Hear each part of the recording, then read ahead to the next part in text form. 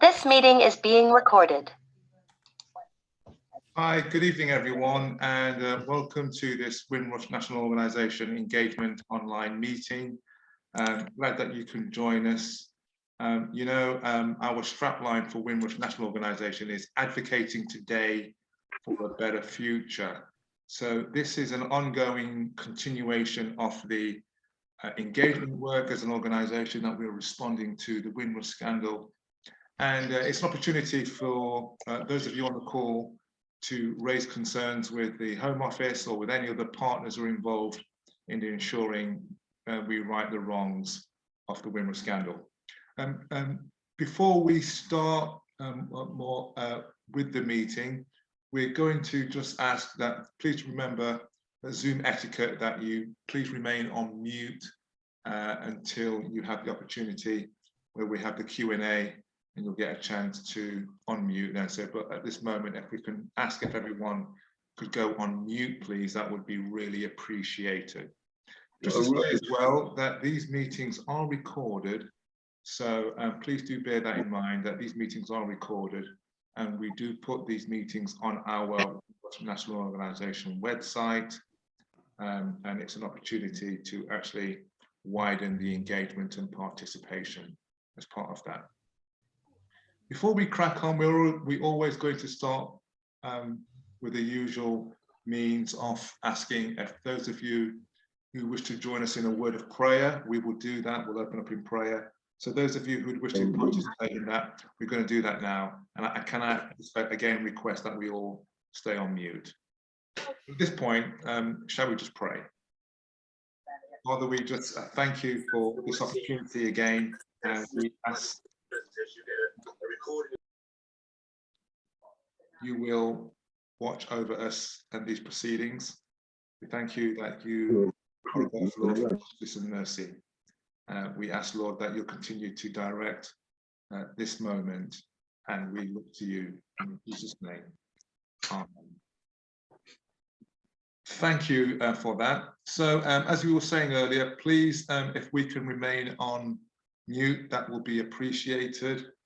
And you'll be hearing from Home Office in terms of updates, in terms of our agenda. And you're going to be hearing from Zaza Johnson, who's going to be saying a little bit more about the Windrush reconciliation research work that she's doing. And there'll be an opportunity for question and answers. This is your meeting. So do see it as an opportunity where you can engage with the Home Office and those who are involved in this agenda. And what we do ask as well is that if you can, at times, if needs be, you can put things on in the chat, and that is available. If we can't answer the questions directly this evening, that is a way that we will capture it, and we've built a partnership relationship with the Home Office that we can ensure that they can at least try and get something back written to us with regards to those answers as well, if they cannot be answered this evening. So don't get too flustered if you can't get an answer tonight. We have worked closely, and those of you who engage with our website can see previously we do have extensive both video and written responses to types of questions as well. But see this as your opportunity as well to ask any question, and there's no such thing as a wrong question, as it were. What we are asking for, obviously, is for politeness and respect. We won't tolerate any abuse or anything of such manner, and anyone who does that will be swiftly removed from the meeting. Okay, I'm delighted this time to hand over to our chair, Bishop Desmond Jadu, who's going to give a few more updates at this time and take it from there. Bishop Desmond. Thank you. Good evening. Thank you, Reverend Clive, and good evening, everyone. And first of all, thank you to Gabriella Monk and Mark Brett. They're here from the Home Office this evening for this meeting, and at some point this evening they'll be giving an update, and I understand Mark's here to assist with policy questions also. I know that a deportation flight went out to Jamaica yesterday. Let's not get bogged down with the rights or wrongs of that, because we need to remain focused on what we're here to deal with which is Windrush. However, whilst appreciating that, I do know at times flights of this nature, and I made it clear, does impact upon engagement. But let's try our best to remain focused upon the agenda for Windrush. And I'll tell you why, because I had an interesting email of someone today who says, what engagement is the Home Office doing to promote the Windrush scheme? Now, that's not a question to be answered immediately, Gary, but it's quite interesting that that question was asked today and asked to be put here. And clearly, there'll be an opportunity for you to deal with that later. But what it's telling me is that there are times when we digress into other areas, and there are times when we're not focusing upon the task at hand, and that's quite important. As many of you are aware, we did arrange an international conference, and today I was standing down high commissioners who decided in the last 24 hours to start confirming their attendance for the old date, which was Saturday, the 21st of May. I'm laughing because it took absolute ages, and all of a sudden they're starting to confirm. However, we have got a new date now, as you were aware. An email did go out. We've got a venue on hold. It's literally secured, and it's the East Side Rooms in Birmingham.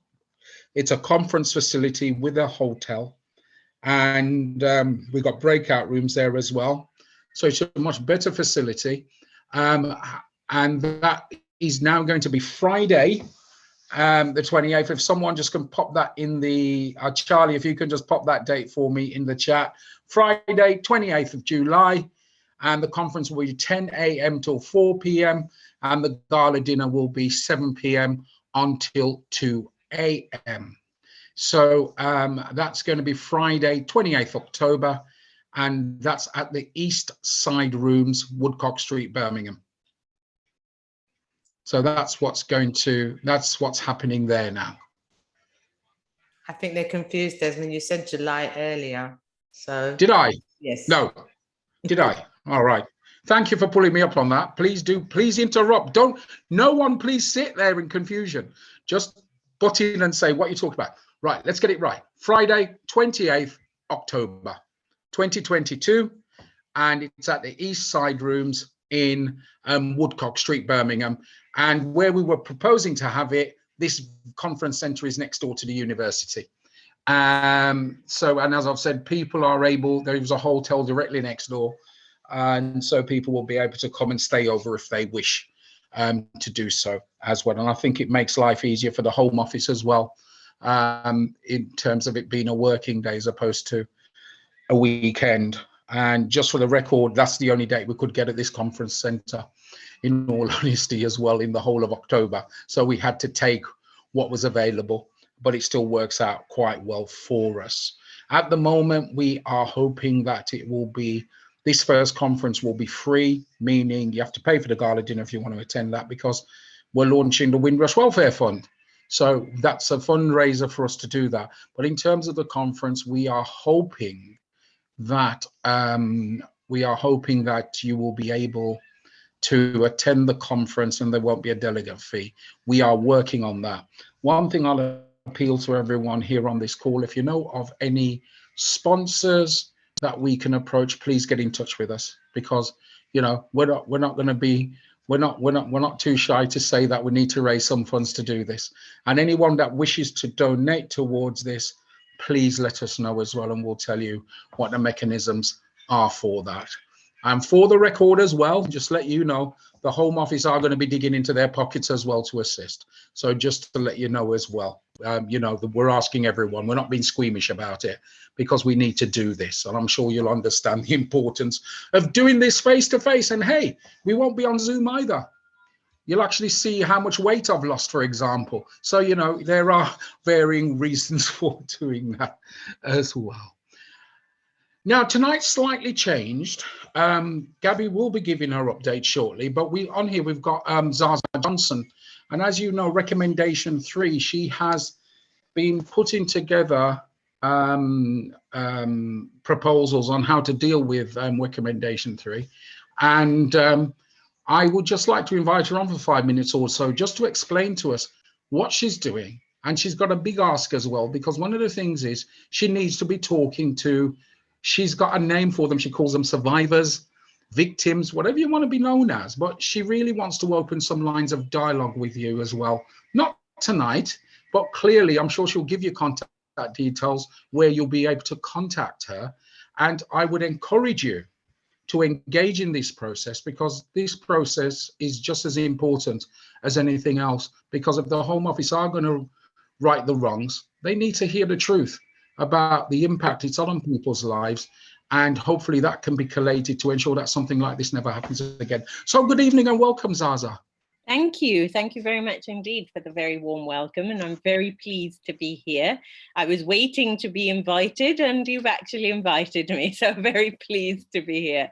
So yes, I just wanted to follow on from what Bishop Desmond was just saying, that recommendation 3, for many of you, you'll know exactly what that's about, but for those who may not remember it quite so clearly, it's a recommendation 3, which Wendy Williams put together as a result of her review and the lessons learned of the Windrush scandal.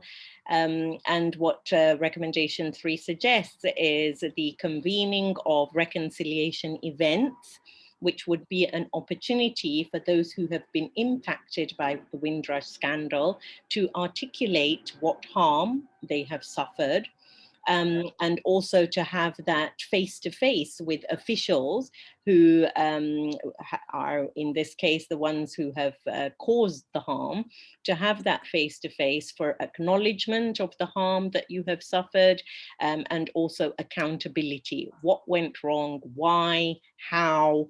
What now is going to be done about that? Because yes, it's very important to address the past, but also we need to move forward. And so what is going to be put in place to make those who have been impacted, to make their lives easier, more livable, etc., reparations.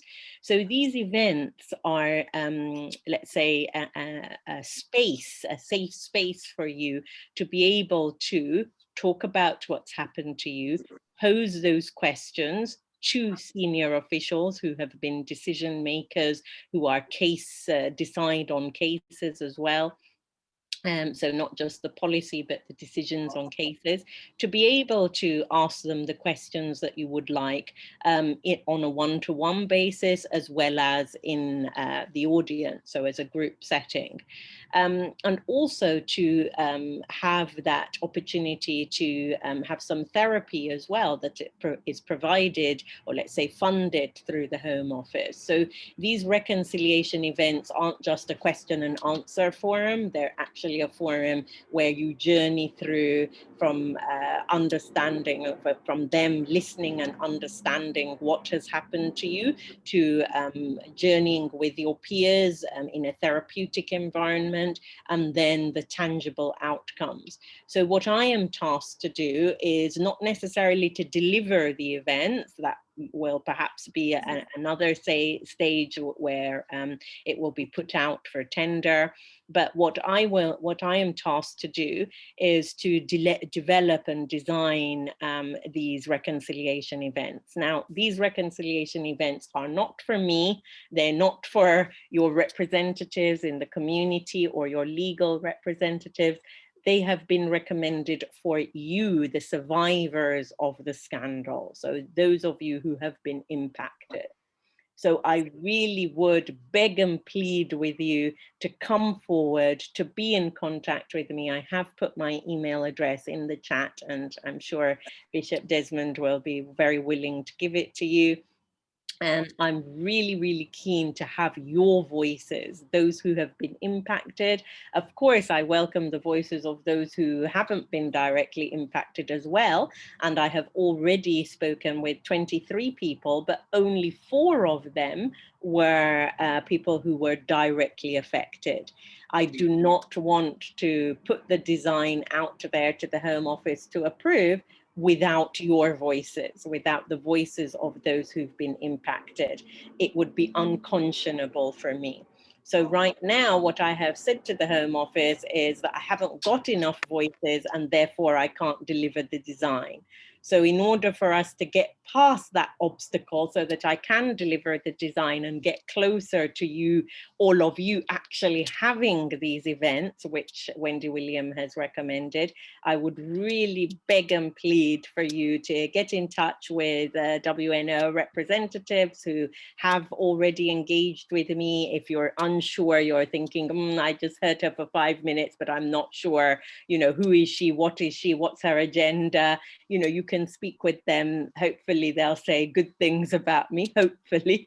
And then you can be in touch with me directly or indirectly. If you want to meet face to face, I'm very happy to come to major cities to meet with you if you would prefer to do that. But clearly what would be easier for you and perhaps for me would be for us to meet on Zoom, but that doesn't have to be done like that.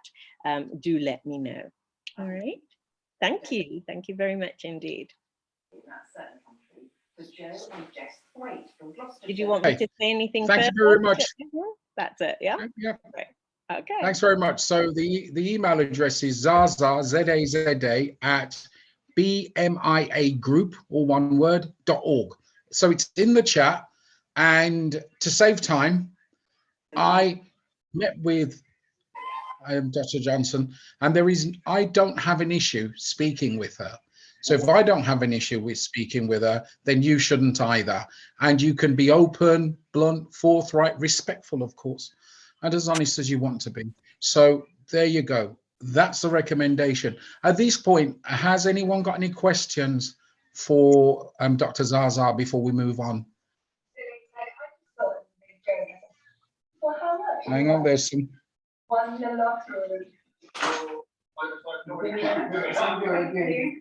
Right. Who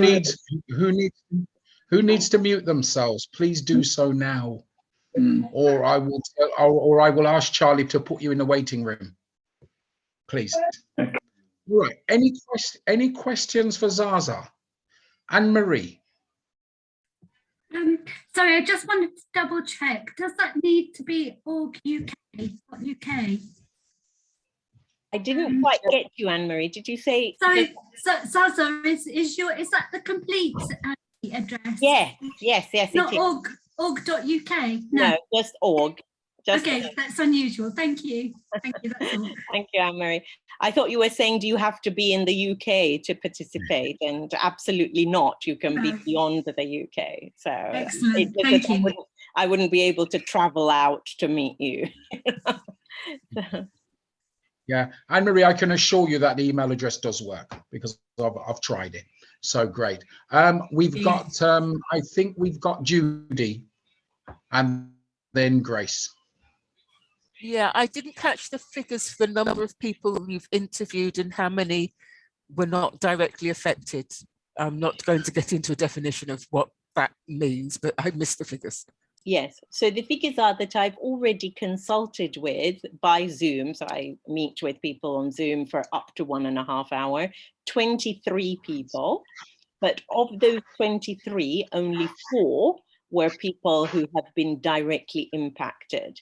What I mean by that is that people who are not just advocates, for instance, many advocates, community-based advocates and lawyers have not been impacted themselves. So I haven't been impacted, but I'm doing this work and really passionate about those who have been impacted, that their voices must be heard.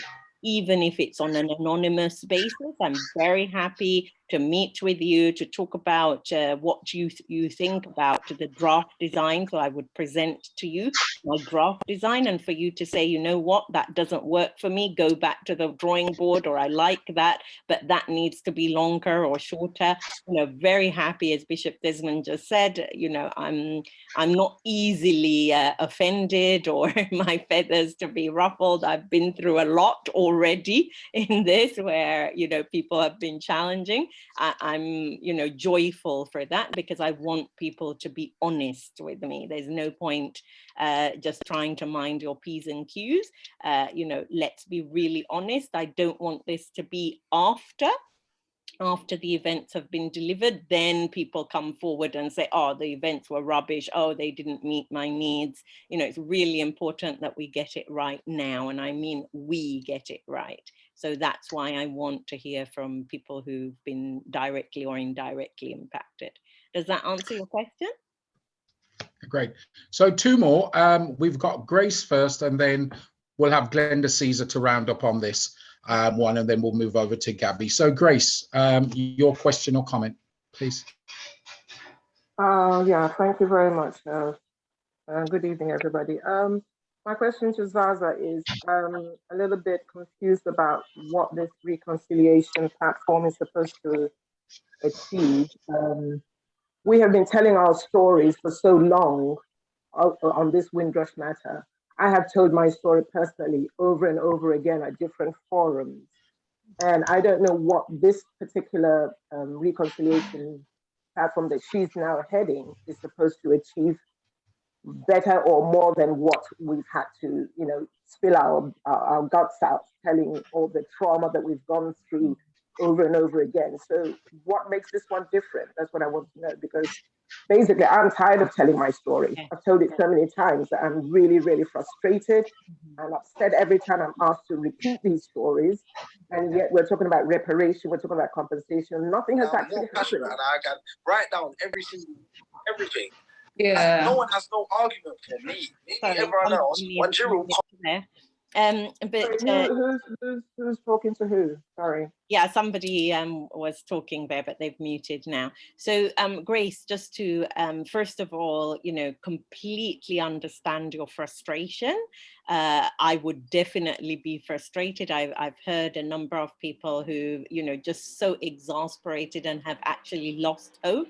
So thank you very much for, you know, at least having sufficient hope left that you've put the question to me. So, you know, really commend you for that, because you could have just gone past hope and just not even bothered to ask me or challenge me.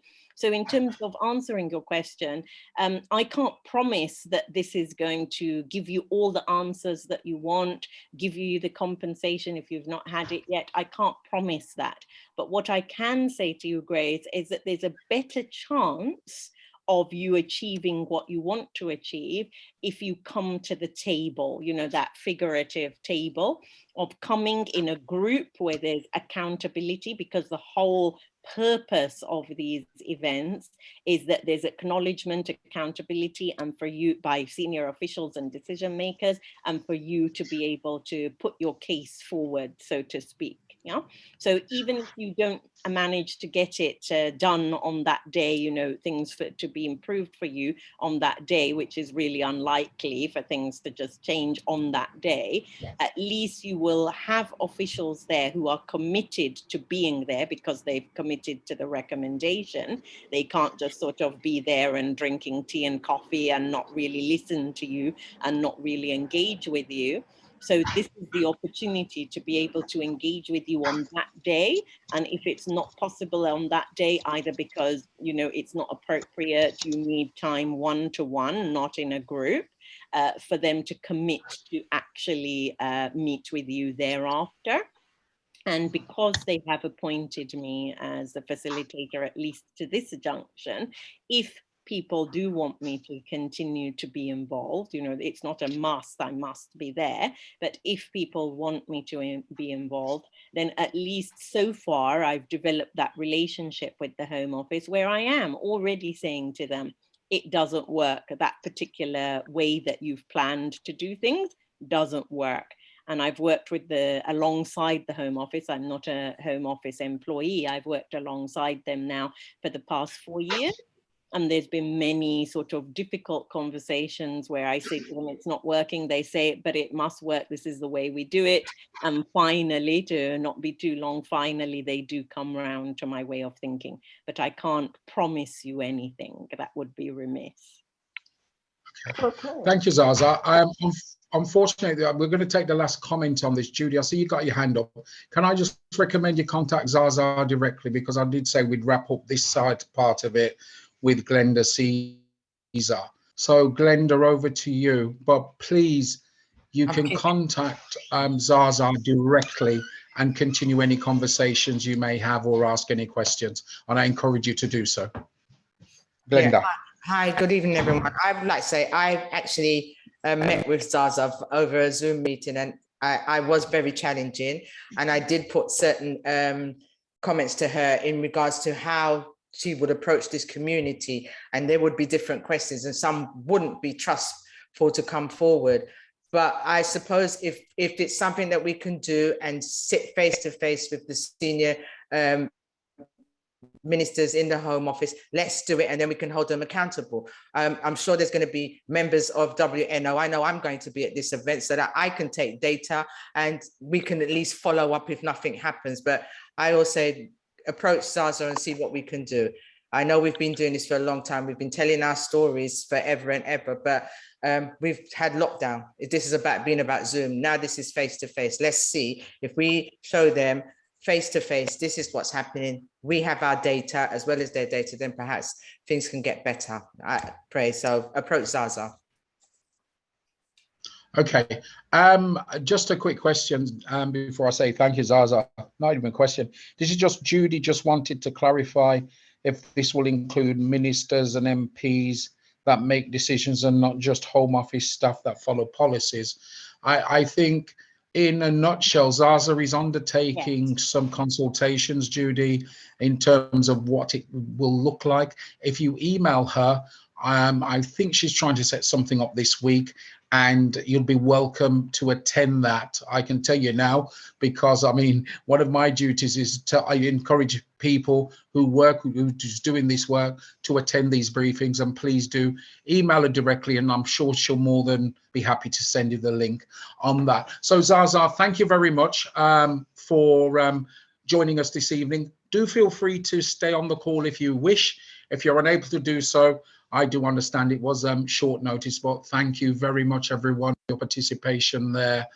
And there's some things in the chat there already. Now, Gabriella Monk's with us. So she's head of Windrush operations. So Gabriella, good evening and welcome, and over to you and Mark. Thanks very much. Good to see all of you. Some of you I know already, some of you I don't know. Is it me or are you a bit low, Gabby? Do you want me to talk a little bit louder? Oh, that's better, now. Okay, I don't want to Please, sound like I'm better shouting. Yep. Okay, so good to see you all. Some of you I know, some of you I don't know yet. I'm the director with responsibility for Windrush compensation. It's really important for me to come to these meetings and to be available to talk to you. Mark is with me tonight. Mark is a much more technical and skilled person on some of the questions that were put to us in advance of the meeting. So I'll ask him to speak on those in a bit. What I'm just going to do in the sidebar, I have posted a link to the regular monthly update, but I will just briefly go through some of the highlights from that. And then I'm going to try and answer a couple of the points that were raised with us in advance, which are principally about the We Are Digital service, excuse me, and the extended family members policy. So we'll do that, and then we will take questions as well. But let me just give you a few highlights in terms of where we are with the scheme at the moment. But the detailed information is in the sidebar, so you can look at it. So just to say that the total amount that we've paid or offered to claimants in terms of Windrush compensation has increased to 47 million. There's 39.3 million pounds that has been paid out, and a further 7.7 million which is offered or pending review. Just under half of claims that we've got have had a final decision. That's 49%. And during March, we paid out £1.9 million in compensation. If you can look at the info in the sidebar, there are some examples of actual cases. There's some anonymised, of course, and there are some examples of the pay bands that we've made in terms of the amount of awards, which is obviously useful. Of course, we want to keep that information confidential, but I do think it's helpful just to show some of the detail around the amount of awards that have been paid. In addition, the Windrush Task Force has helped 14,800 people to get their status of British citizenship and have continued to attend surgeries, some of which we've done digitally, but we are hoping now we can get out and see people face to face, because as has been said about the conference, I think it is so helpful to actually see people face to face, both for me and my team, and for people to see that there are human beings working in the Home Office as well. We've also launched a package of support to make it easier for people who are making claims on behalf of a relative who has passed. And that will come into the further information that we'll talk about with We Are Digital. We've written to everyone who made claims on behalf of a relative who's passed away and has provided some information on what's available there.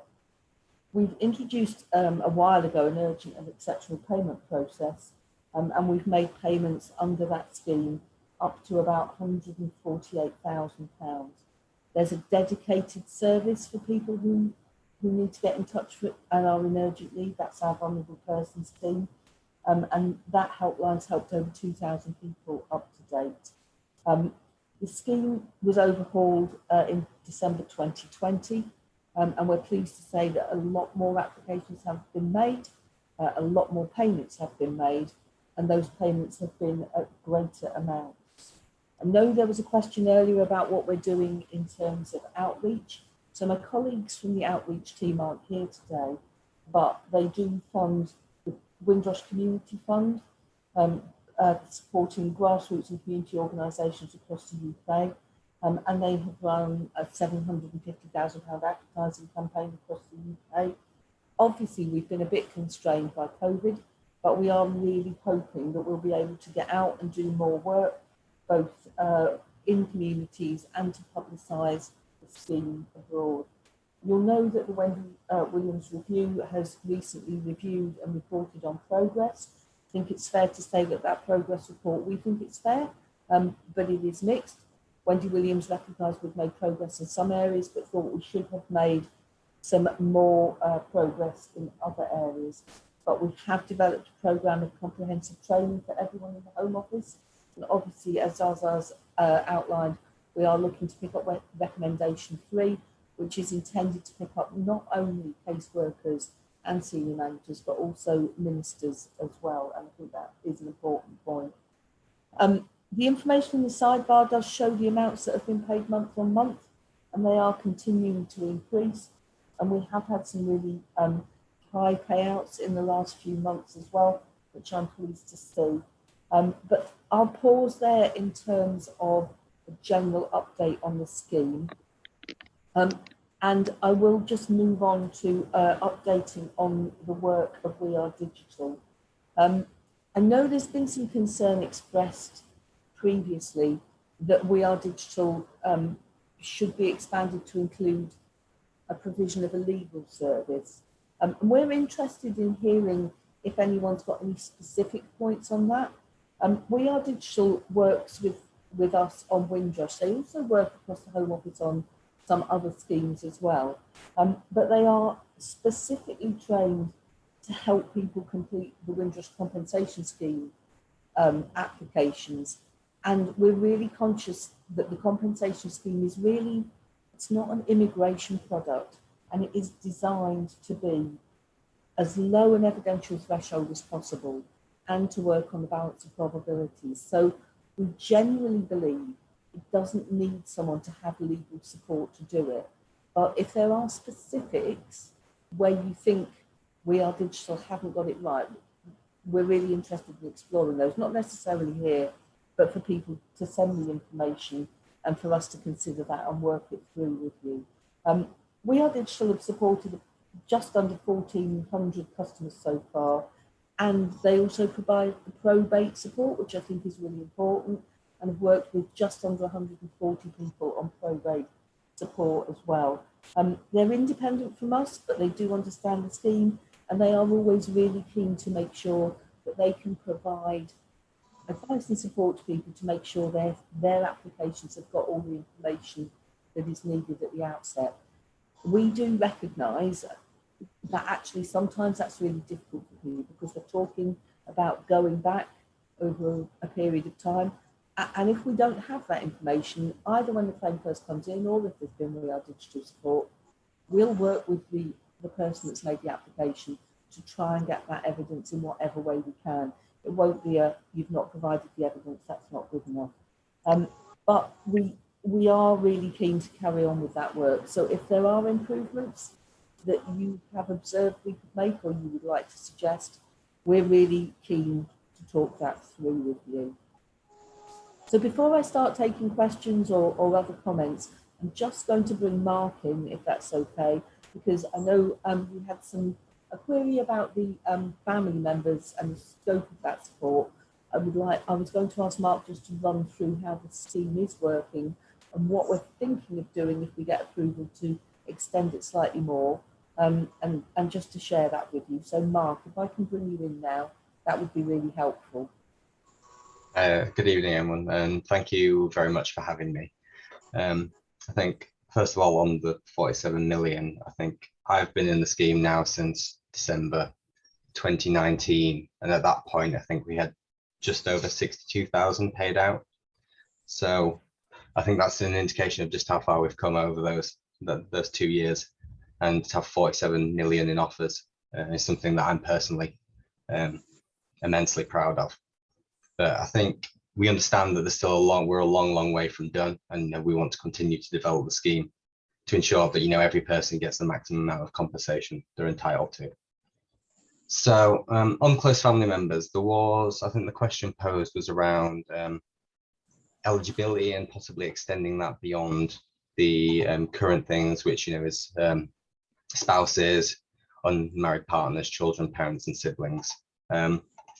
Now, there isn't any current plans at the moment to extend the eligibility criteria, but we do continually review our criteria to ensure it is meeting the needs of our customers. So I think where things do like this come up, continue to flag these with us and make sure, it is something that we do look at.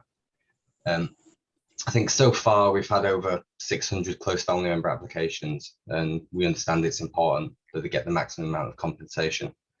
So we're constantly looking at areas where we can deliver better outcomes for these customers.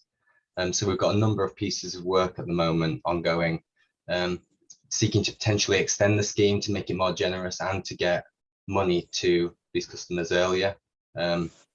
This work's based on feedback from groups like yours, the independent adjudicator, and also other bodies. And what's apparent is that close family members, particularly people that may have supported other family members, have different losses to what we may recognize under a primary claim at the moment. So the work we're doing includes looking at this and whether we're capturing these kinds of losses for close family members. And then with that, how can we then make quicker payments? Now, some of these have been quite tricky to work through. I know I've spoken to a few members on this call today on a number of those things, but we are working on making recommendations to ministers as soon as possible. And at that point, I'm hoping that we'll be able to share more details on that. So I think that's it from me, Gabby. Thank you. Thanks, Mark. That's really helpful. And just to add a little bit of context, I know we've talked about this previously. We're really keen to engage with this group about things that we can do to extend the scheme. And we'll always talk to you about that, just to be clear that decisions, if we do make changes to the scheme, are not decisions that I make or that the civil servants make. They do need ministerial approval. but we are always keen to listen to you because you are the people that know what the impacts are. And we've had some really helpful engagement with you so far. And a lot of the things that have happened to improve the scheme have come through that engagement. But please don't think if we can't always do everything that you want, it's because we don't want to. Thanks, Mark, that was helpful. So we're happy to take questions on those points or anything else, Bishop Jadu. So let me hand back to you to coordinate that. Thank you.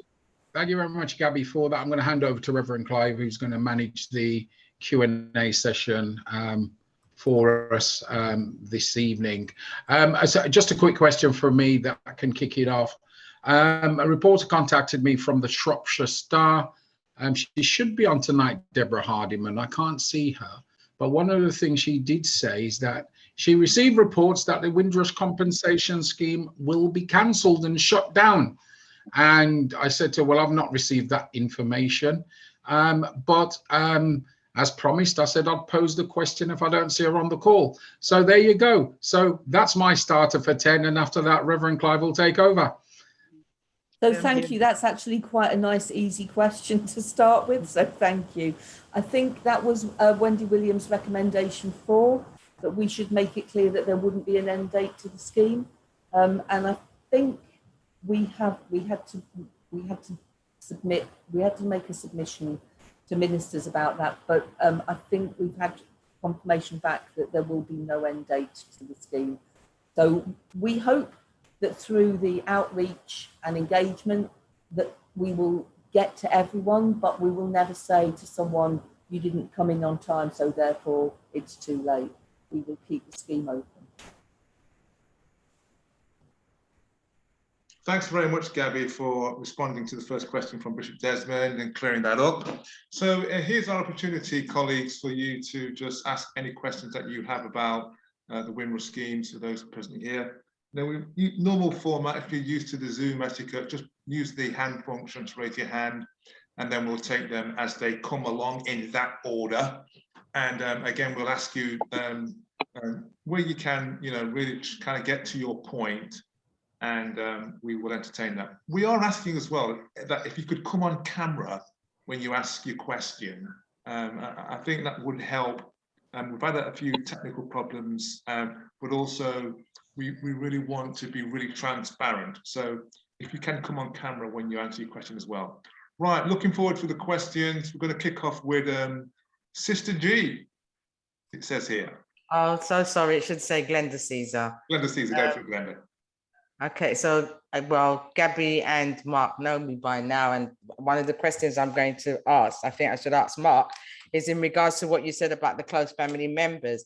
Some close family members are still waiting for payment, and we are still being told about that you're looking into your policy. I can understand what you just said about how there's certain additional things you've got to do, but some of these close family members' applications are not complex cases. They seem to be very straightforward. What is it that is holding back from allowing the payments to be paid out? If you could, because just sending a letter stating we're looking at a policy does not give the explanation to an applicant. They don't know what your policy is all about. And you don't seem to be telling us what the policy is. So if you could break it down and sort of like let us know what it is, then I think then perhaps they won't feel as if they're reading something that they don't understand. Let's put it that way. I'm being simple about it. Hi, Glenda. So it might be a bit difficult to answer that in a sort of general way because it's hard to know why a case is taking longer. It's usually something specific on the case. Probably the best way of dealing with that, and you'd expect me to say this, is if you drop me an email about a case that's stuck and say, Gabby, why is this stuck? I'll try and let you know. But generally speaking, it's usually about getting supporting evidence. Those are usually the things. We have had some cases that were on hold for a while, particularly around that ILR lapsing with the 2-year issue. And sometimes we can tell you a general thing, but if there's specific cases you're concerned about, drop me an email. No, Gabby, it's not that. And I speak for myself personally, or the people that I represent, and there's other advocates as represented people who are close family members, and they're all getting a general letter telling them the same thing. So if a general letter can go out, it doesn't matter what the case is about, but this general letter seems to go out about policy, then I think there should be an explanation of what the policy is or what the hold up is. It's nothing to do, because when you send in an application, you have to put in the evidence. So the evidence is there already. Caseworkers call up the applicants and then they get more explanation. But we don't get an explanation for the letter that you send out stating this one particular word about policy. And that's what I'm asking about. I've been asking this for 2-3 months and I cannot get a specific answer. It's just a policy. Now, I mean, in order for something to go through somewhere, I know you said it's up to maybe senior ministers, but if the government is going to put something through, they put it through and it's sorted out straight away. We're just being told there's about a policy. Can no one give us an explanation or give us a write-up on what the policy is or what you expect and why they have to wait so long for them to get the payment? This is what I really want to do. Give us a breakdown of it. Okay, so I think the issue here is where we're wanting to compensate family members for things they've paid for Windrush individuals. And that's something that we're waiting for ministers to make a decision on. So it's something we're quite keen to make progress on, but it's new. So we need to get permission to make decisions on those and how we would pay people, whether we would pay actuals or whether we would pay like an amount a week or that sort of thing. So I think they're the ones that we're holding at the moment. And we need to clear that, probably, possibly with the Home Secretary, but if not with the Immigration Minister. So that, it's a very, I'll just be frank with you, it's a strange thing being a civil servant. You can manage quite a big team of people, but you can't make decisions necessarily. I can talk to you and think, Glenda, that's a really good idea, I'd like to do that, but I can't actually make that decision on my own. And that might not seem very satisfactory, but that's where I am. Okay, I think this one sits with us, Gabby. Glenda Caesar is quite right to say she has raised this question a number of times. So I think, given the how we've had this agreement in terms of on our website, questions are posted. Let's say on this one that you clearly know what the question is. If you could get back to us with a written reply. Yes, okay. Yeah, and then we've got that reply. We could put that reply on our website as we've done in the past, and Glenda can, and anyone else, we can sort of look at it, you know, detail by detail, so that we can help our claimants and, you know, close family members around this. Because if we're not careful, I can pick up the frustration of the circuitous question and not getting a kind of all over response as best as you're giving. But in this instance, let's get a written response down, and then we can all have that to look at and take it forward from there. Okay. Thank you, Gabby. Thank you, Mark. Thank you. That's fine. Thanks, Gabby, and thanks, Sister G. Judy Richards, if you come forward with your question, please. Yeah. Partly a comment on this whole policy issue. It seems to be good practice if it's a particular policy issue to explain what the policy issue is, because it may be the applicant can come back with better information that would help move it beyond a policy problem.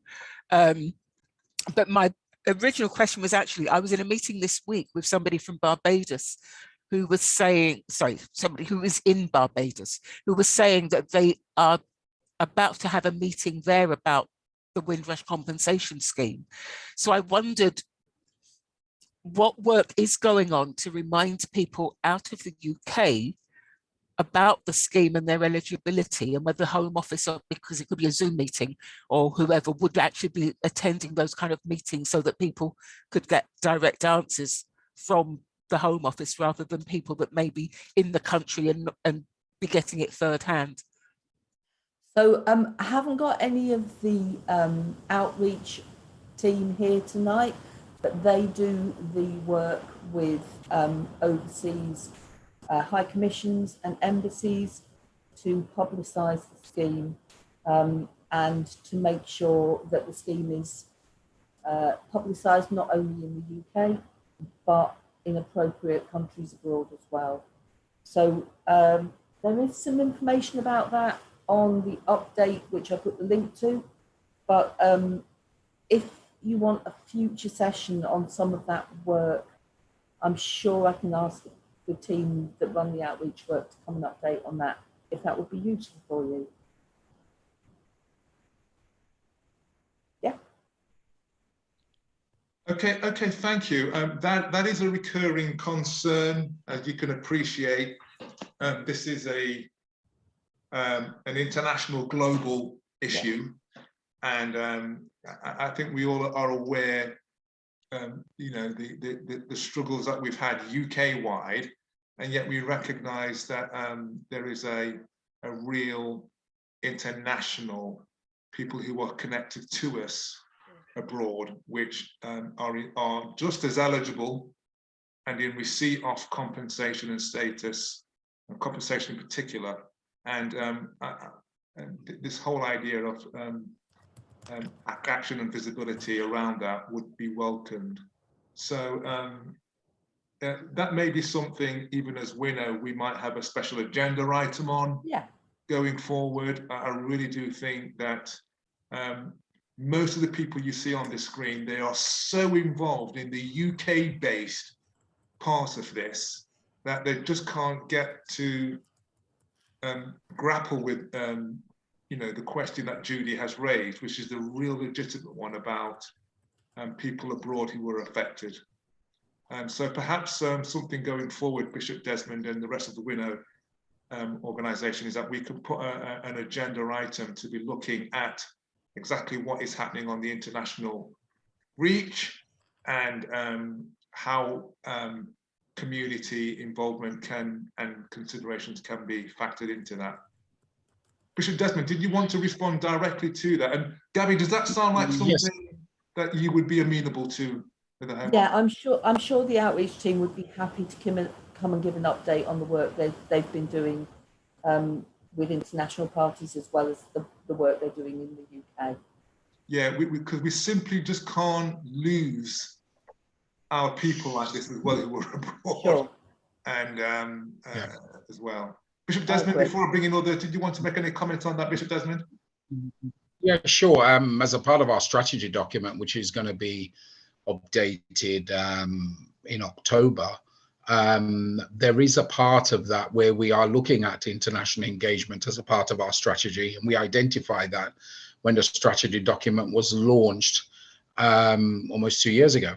And it's something that myself and Reverend Clive have talked about, so quite happy for us to do this. And with regard to the international conference, one of the things we have been doing is actually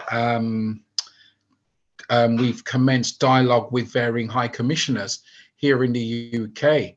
And that's what I was grappling with today, with them confirming that they're actually attending the conference and then having to tell them the dates have changed. I'll actually be in Jamaica next week, and one of the things we'll be looking at, spending a couple of days of a very short visit, trying to find out what engagement is on the ground out there as well.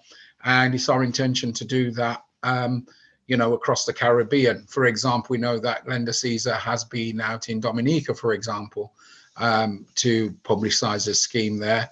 And what we're seeking to do is to establish the level of engagement that is required overseas, period, not just the Caribbean, but overseas, hence our dialogue with the various high commissions. I mean, today we're even talking to Haiti.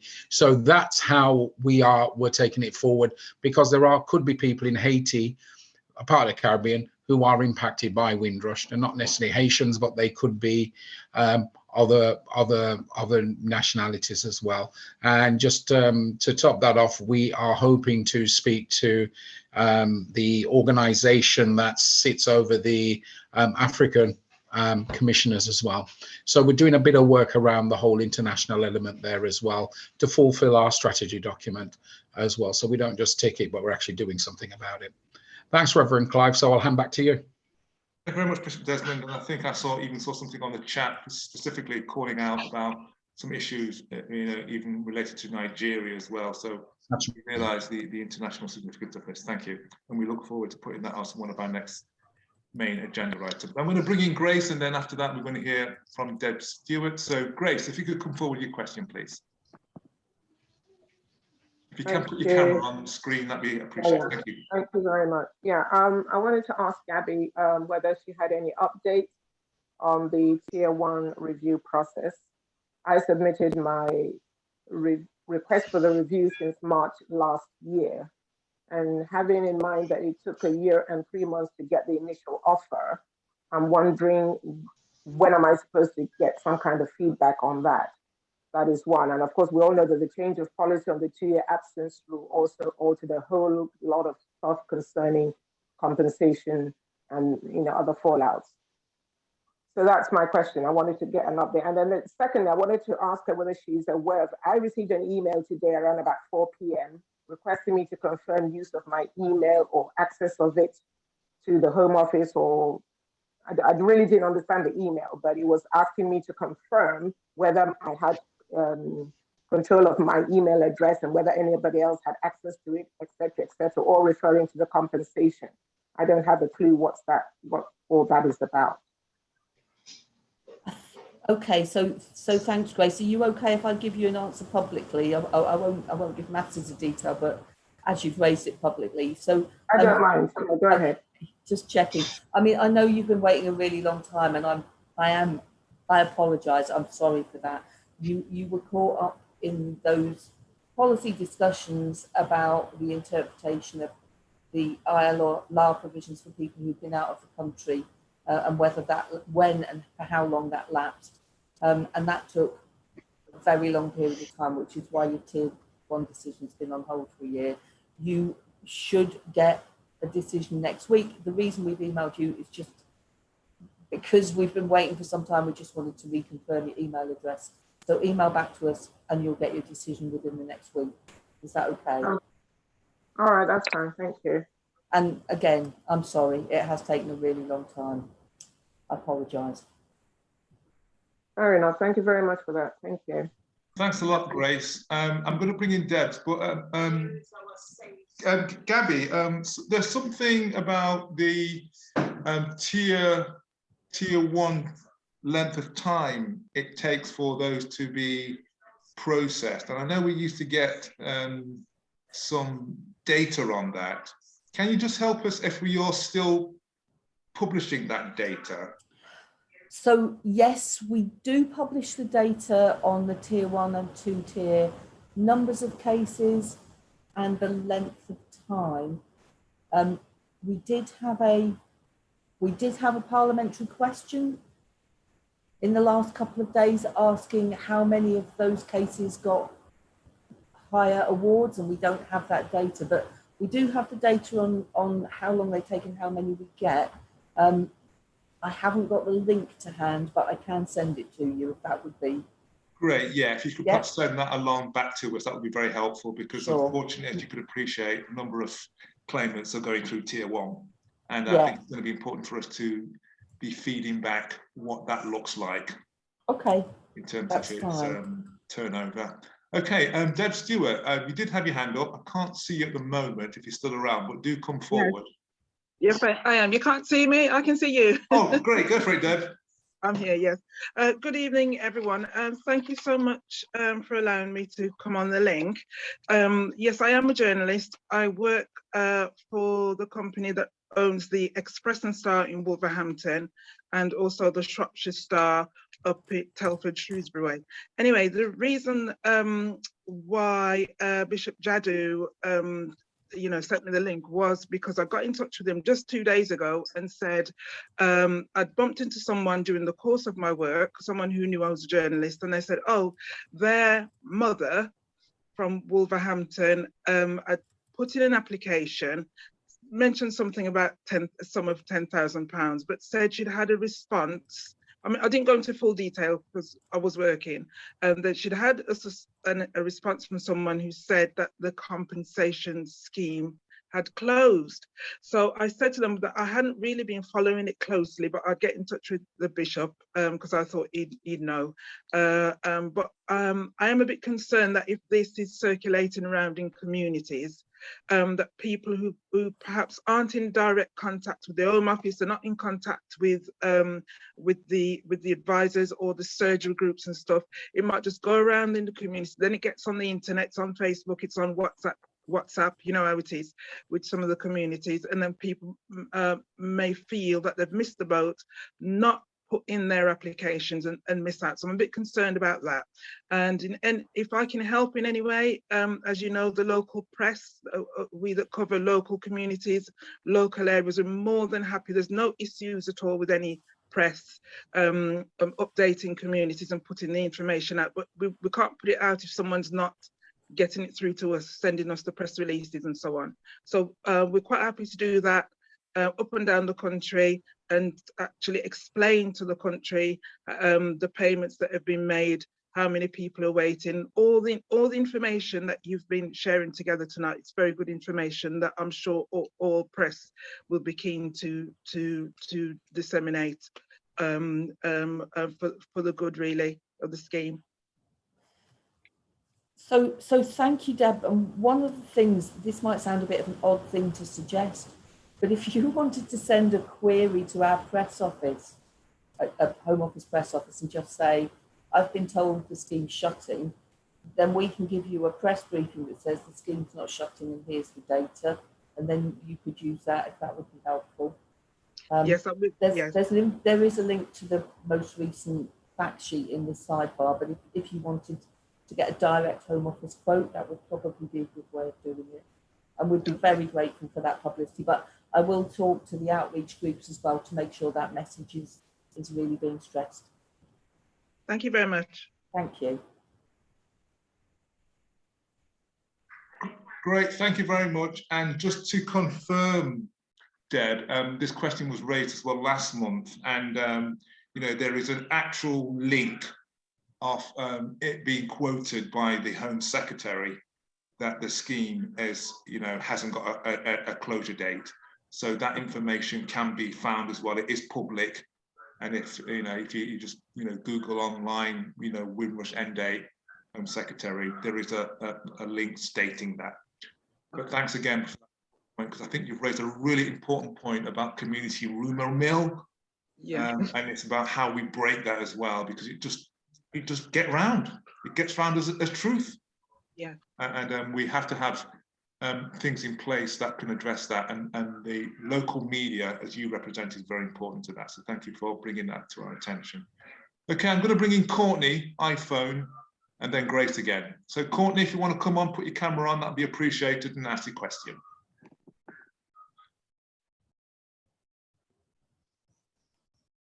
If you come off mute, Courtney, we can hear you.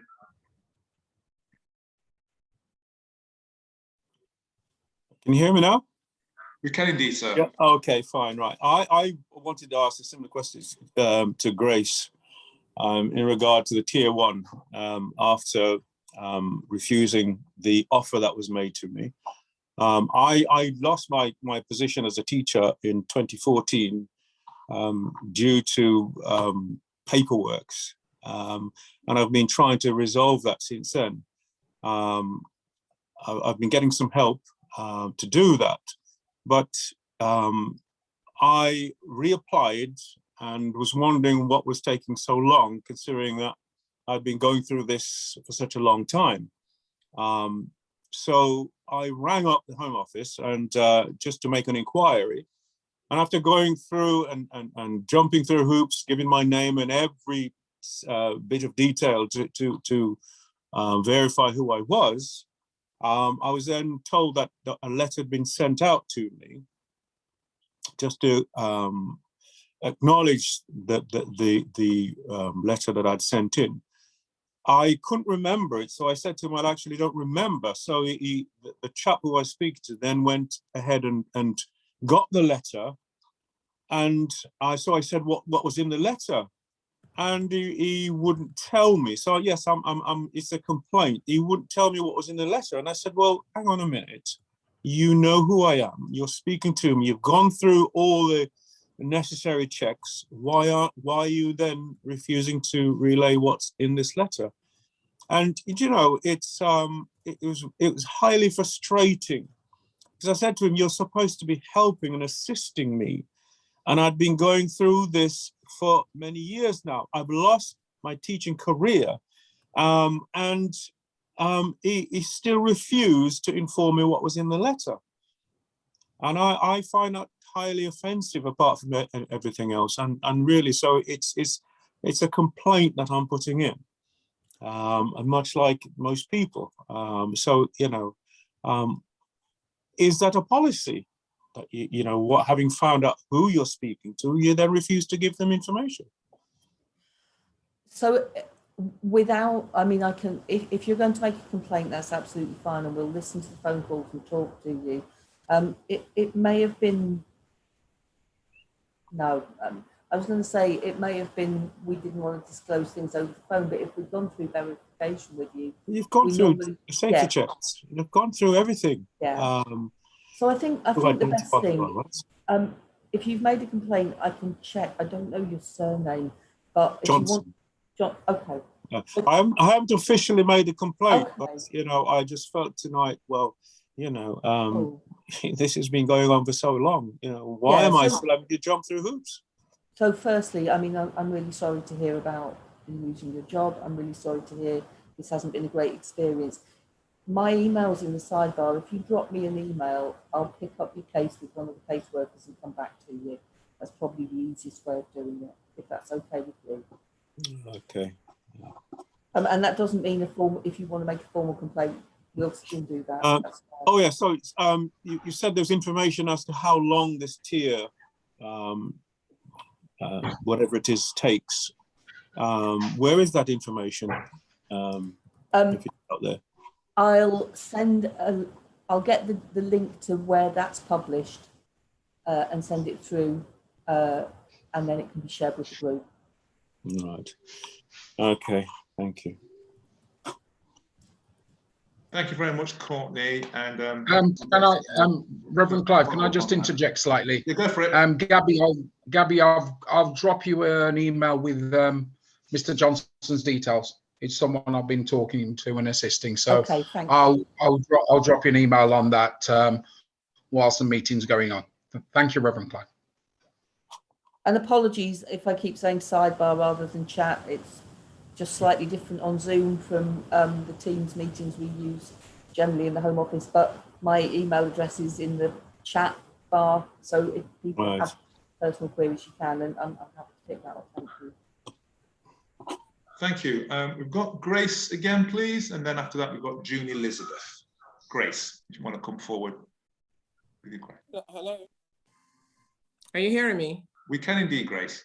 Okay, yeah, thank you. I just wanted to ask Gabby some clarification, possibly an update on the applications for deceased relatives estate. Now, my 84-year-old mother has long applied for my father's estate as a close family member, and that since last year, we haven't heard anything going forward. I mean, she was told she was eligible in a letter that was sent to her. She was told she was eligible for compensation. But after that first letter last year, that was it, end of. So I'm wondering, you know, what's holding it up and how long does she have to wait before she can get this compensation that is due to her for all the that my father suffered at the hands of the Home Office? Yeah, I mean, sometimes the issue with estates where someone has passed away is getting things through probate as well, which is why we've put that extra support in with We Are Digital, because probate can be quite a slow process, and obviously it's a difficult process because you go through it at a time when you're bereaved. But on your personal situation, I'm not sure, but I can have a look at that. And I mean, sorry, my cousin Gertrude has been emailing you up and down since the last 1 year over this matter. I don't know what probate issues you're referring to, but everything that we were asked to do was submitted, all the documents from land registry. We submitted everything showing my father's properties in the UK and how he was not allowed to come back to get his pension and all that. So I don't know what other probate issues. The letter of administration was submitted, everything was submitted. I don't know, so I need to check. I don't know if there are issues there. I'll need to look at the case and send you a personal update. Okay. And hopefully get it resolved. Okay, thank you, Gabby. Thank you. Thanks. June Elizabeth, please.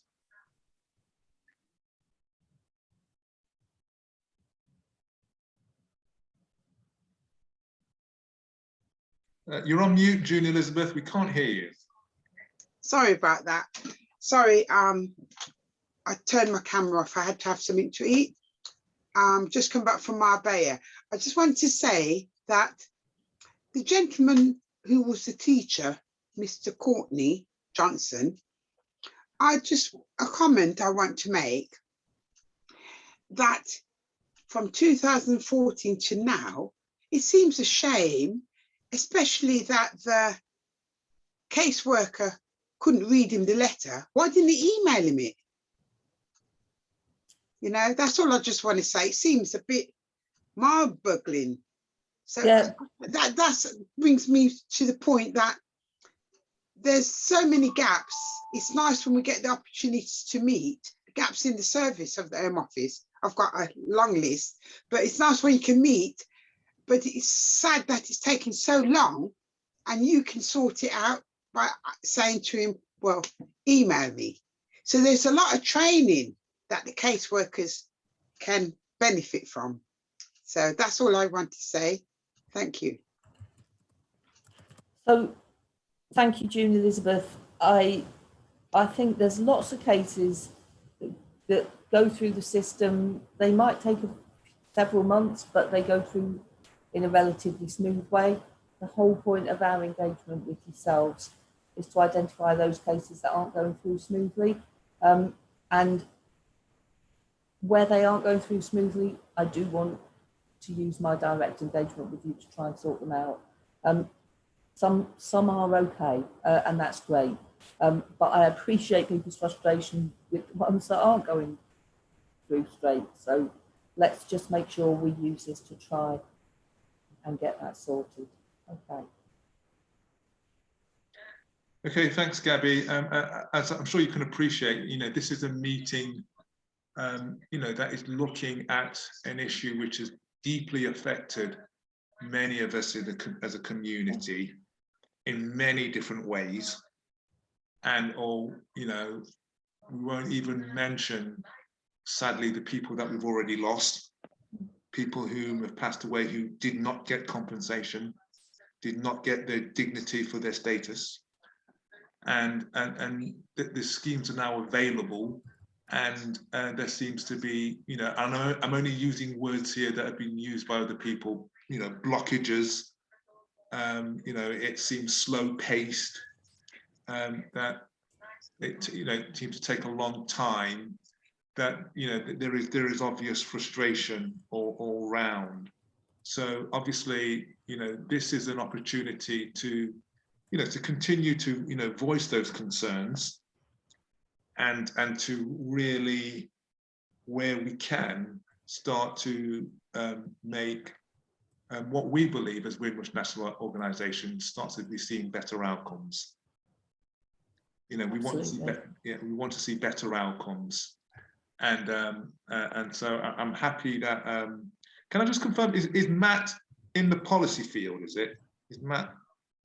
Let me ask Matt to explain his job very. Yeah, and then I'll bring in Judy. If Matt, if you can just explain, yeah, your remit, because obviously. We're talking about me here. Yes. We are indeed. Mark. Sorry, Mark. Not Matt. Mark Brett. Matthew's my brother. I think Mum and Dad always joke that they stopped before Luke and John. Yeah, so I've come out. I'm quite, I think, unique in the Windrush space in that I've done caseworking, quality assurance, a technical role, chief caseworker, and I'm now moving into policy as a policy lead, primarily leading on operational policy, so things that aren't perhaps working as well as we'd like within the scheme, or perhaps opportunities where we can seek to be more generous with ministerial and permission and things like that. So that's my area, essentially. Have I missed anything, Gabby? No, that's fine, Mark. So I think that's a good description of what you do. So Mark doesn't make the policy, but he does help the case makers make better decisions, is probably the best way of putting it. Thank you for that clarification. I'm going to bring in Judy Richards. Yeah, I lead on UN work for the Global African Congress UK, and was writing a report to the UN this week, and we've got our GAC UK annual lobby of Parliament middle of next month, where we will be raising Windrush as one of the questions to MPs. And I was trying to find out the information about pensions, which somebody asked a question earlier, reminded me, I think it was Grace. I couldn't find what the position is on pensions and people getting their pensions reimbursed. And I wondered, where is that information? Even if it's saying, no, you can't get it, just to find where is that information so that we can then work out if we need to be lobbying and campaigning about it. Okay, question on pensions, and Judy's is the last question for this evening. So pensions, where are we with that? So that's a really good question. There's kind of two issues here for me. One is around people's national insurance contributions towards British state pensions, which they may not have been able to make if they've been working. And we're working with DWP on a resolution on that. Resolutions which go across departments take longer than resolutions within departments. And I appreciate resolutions within departments aren't necessarily quick. The other issue around private pensions would be a new issue and an extension to the scheme. So Judy, it probably is worth something thinking about lobbying on, but it is something we have been thinking about, and we haven't yet moved that on. I don't know, Mark, if you want to say something more technical on any of that. No, certainly with the like private pensions, currently it is not a factor within the scheme. I think it is specifically excluded under I think it's 3.15 of the scheme as one of the things that we specifically exclude from consideration. There hasn't been any work to date on whether we should be included that. I know discussions are raised fairly regularly on that. On the government pension, things like that, I think, as you said, Gabby, it's one of those things where when you have cross-departmental working and things like that, it becomes a lot more tricky to resolve because there's different. Oh, sorry, I thought someone was asking a question. It becomes much trickier to resolve, but I think hopefully we're kind of getting towards the back end of that. I'm afraid I don't know exactly how long it's going to take, because I think it still does require the several stages of approval that we have to go through. So that's where we are on that. Thanks. Just also to add, the fact that it takes a long time doesn't mean we don't want to do it. It's just sometimes it can be really difficult to get through some of the bureaucracy. Right, yeah. Thanks for that. This may be one of those questions again where probably a written response around it would be helpful on the pension side, because you can appreciate the relevance and closeness to that in terms of what we're dealing with here. So what I've just noted down is a written reply on the family members and delays, a written reply on pensions, and a link to the tier 1, tier 2 information. Yeah. But if there's anything that you then pick up in notes afterwards that you want me to do, obviously just send me an email and that's fine. Sure. I mean, if you want to throw in the mix as well, the official response from the Home Office with regards to the ongoing openness of the compensation gate, that there is no closure. If you can do that as well. I will do that the actual too. Home Secretary quote on that. Sure. Great. Well, thank you very much. And thank you very much, Gabby and Mark. And I'm going to hand back over to Bishop Desmond for some closing remarks. Thank you very much, and thank you for all your questions. I can assure you we'll go through the sidebar because we do receive that information, and any additional questions we'll forward those to Gabby, and the responses will of course be on our website. So we'll let you know regarding those. So any additional questions you've got in the last 5 minutes, please put them into the chat, because we will go through the chats, and we do take out the questions only, obviously, and send those to the Home Office. Our Director of Marketing, I've got a couple of minutes for Nigel. Nigel, are you there?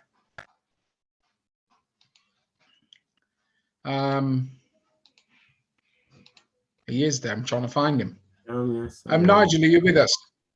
Yeah. Yes. So Nigel has been campaigning to raise the standard for Windrush. So Nigel, just over you to just brief us about the efforts that you're making for Windrush Day and what is raising the standard. Hey, good evening, everyone. My name is Nigel Guy, Director of Windrush National Organisation, but also Director of Windrush Generations based in Bradford. We're raising the standard, and the standard is a Windrush flag. And the Windrush flag is being raised up and down many local authorities, universities and businesses. It's been an operation that's been happening since 2019 and getting a lot of traction as well. I say a lot of traction because Network Rail are raising the flag in all their stations up and down the UK. The flag has been raised in the Houses of Parliament this year as well as last year, and also the Houses of Parliament in Jamaica. And we're hoping that many local authorities and people and community groups can get involved in raising the standard for Windrush, and that is raising the flag on June the 22nd to mark Windrush Day in order of the contributions and the commemorations, the challenges, the conflicts and the care and the change that is needed for the Windrush generation. So do get involved if you want to find out more about raising the standard and how local authorities and your community groups and community centres and individuals can raise the Windrush flag. Then do get involved, contact the Windrush National Organisation, and you'll be able to have further details or be signposted to where you can obtain further information and know how you can get involved and lead in your town and your city and your community centre in raising the standard for Windrush. So do get involved, because it's an initiative that's taken a lot of traction and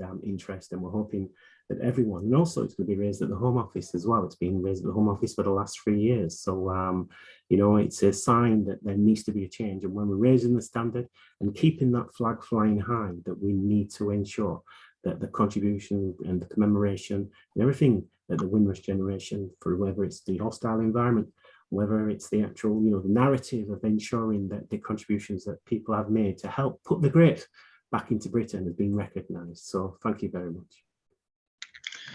Thank you for that, Nigel. And please do remember, if you want to find about the flags, etc., just get in touch with us and we'll refer it on to our director, Nigel Guy.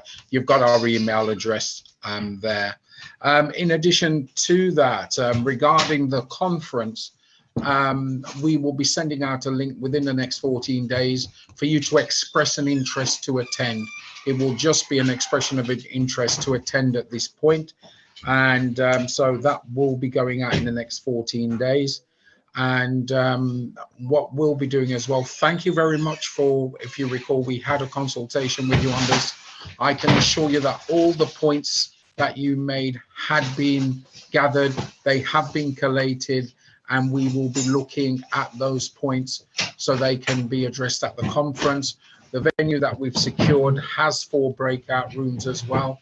So it means that where you have a specific interest in a specific area, you'll be able during the conference to contribute to that as well. So that's it for this month. So thank you very much, everyone, for your attendance.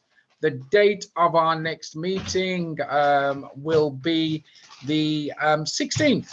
So it will be Thursday, 16th June, just before the Windrush Week events. And thank you very much for all your questions this evening. Thank you for your participation, and thank you for your ongoing support. And of course, these meetings will of course continue. I'm going to hand back to Reverend Clive, who's going to close us in prayer. And just to let you know, the video will be up on our website by Monday, and the questions will be sent down to the Home Office in the next couple of days as well. And when those responses are received, that will be on our website.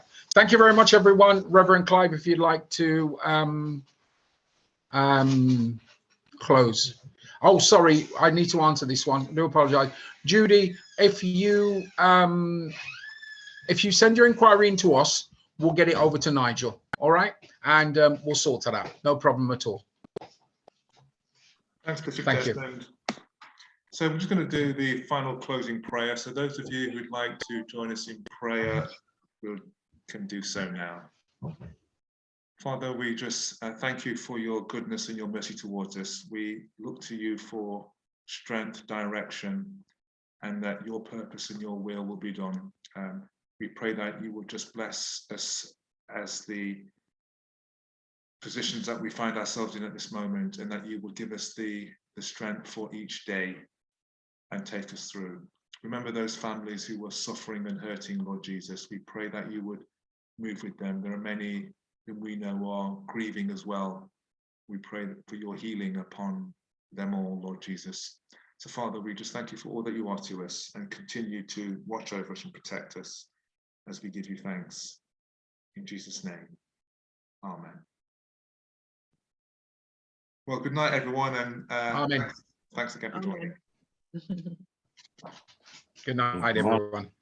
Good night. Good night. One love. Bye. Bye. Good night, everyone. Thank you. Thanks. Good night.